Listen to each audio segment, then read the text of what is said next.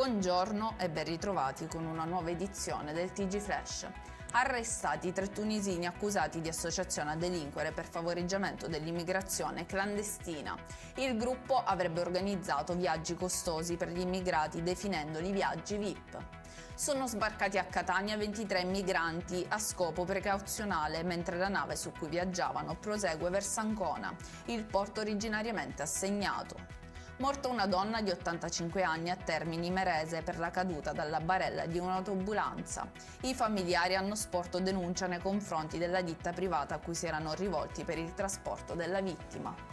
Si è spento dopo 2 giorni di agonia Giacomo Licciardello, sedicenne del Catanese. Era rimasto vittima di un incidente stradale ad Acireale. I familiari hanno donato gli organi.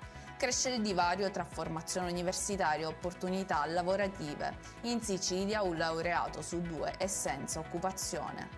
Per questa edizione è tutto, il prossimo appuntamento questa sera alle ore 19:30. Arrivederci.